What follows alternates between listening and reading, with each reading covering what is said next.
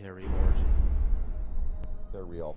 When you have John Schuessler, who was a Boeing engineer, now running MUFON, and saying, yep, you know, they're real. When you have, you know, pilots and personnel in the police and military coming forward in the Rockefeller Report and in the Disclosure Report saying they're real. When you have a Belgian general on television showing you a tape from a fighter which is filming an object escaping at high speed, when you have this Mexican case, you know, I think we can pretty well put it to bed and say, yep, they're here, they're doing things to us, with us, interacting with us.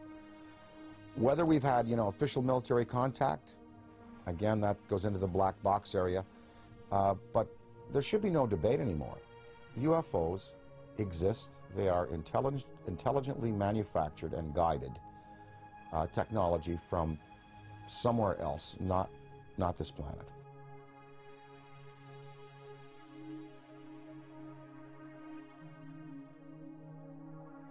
While human beings can only see from red to violet wavelengths of light, the infrared and ultraviolet spectrums are invisible to humans.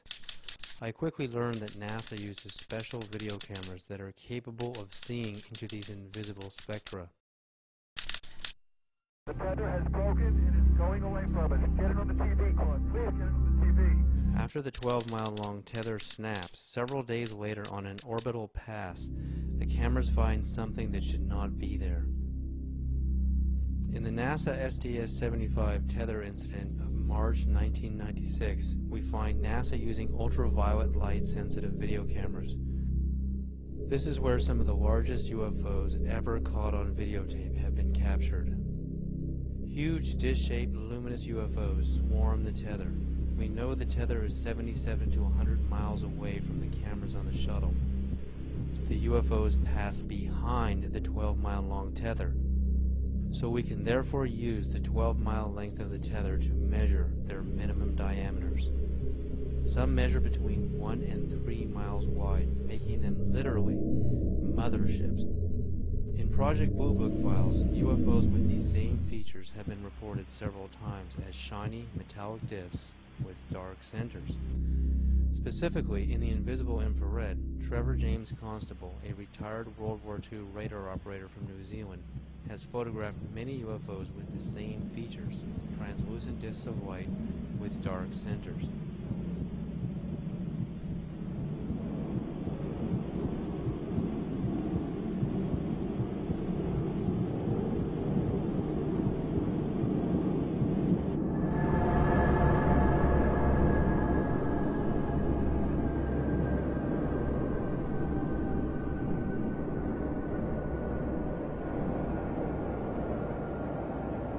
The time has come to lift the veil of secrecy and let the truth emerge so there can be a real and informed debate about one of the most important problems facing our planet today. Open people's minds a little bit and let them think about it. And of course, the greatest proof are the kinds of tapes that now exist, the kind of videos that exist.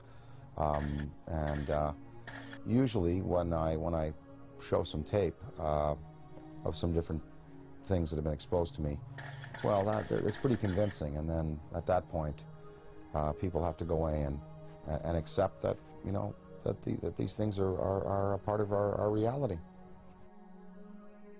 Well, what I'd like to, you know, what we'd all like to affect is some positive change in the world and try to help the tipping point where good tips to overflow evil in the world. I mean, you know, we know there's good and bad out there, yin yang, black, white, you know, there are, you know, there's tremendous divisiveness in the planet, and, you know, perhaps this study and this understanding of things that are greater than we have accomplished technologically will lead us to a spiritual awakening, one that helps us respect other beings out there in the universe and other dimensions, and also in our own 4 dimensions and here in the physical world that we live in. The sacredness of human life, the willingness to get along a little better, to relinquish materialism and territoriality in favor of a more comprehensive worldview in which we unite, and we all feel the energy within us as part of a universal light.